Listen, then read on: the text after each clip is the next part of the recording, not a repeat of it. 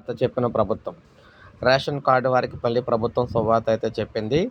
ఇందులో భాగంగా నిత్యావసర సరుకుల ధరల స్థిరీకరణే లక్ష్యంగా కూటమి ప్రభుత్వం పనిచేస్తుందని పౌర సరఫరాల శాఖ మంత్రి నాదెండ్ల మనోహర్ అన్నారు. ఇందులో మనం చూసుకున్నట్లయితే ఈయన బియ్యం కౌంటర్ను ప్రారంభించారు.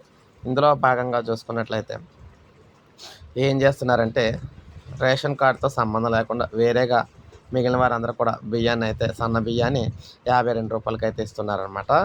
అయితే తొలిసారిగా కాకినాడ జిల్లాలో రేషన్ కార్డుదారులకు 10% నూకలతో నాణ్యతతో కూడిన స్టీమ్ రైస్ పంపిణీ అయితే కూడా చేయడం అయితే జరిగింది. ఇంకా రేషన్ కార్డు లేకున్నా కూడా రేషన్ కార్డు లేని కుటుంబాలకు కూడా ఆధార్ ద్వారా తక్కువ ధరకే బియ్యం అందించాలని నాదెండ్ల మనోహర్ అయితే తెలియజేశారు.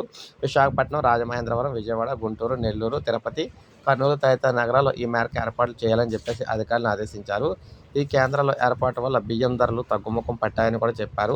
అయితే వీటితో పాటు మనం చూసుకున్నట్లయితే త్వరలో చౌక దుకాణాలు అంటే అందరికీ కూడా రేషన్ కార్డు ఉన్న వారందరికీ కూడా రేషన్ షాపుల ద్వారా రాయితీ కందిపప్పు, పామాయిల్ కార్డుదారులకు అందజేస్తామని చెప్పారనమాట.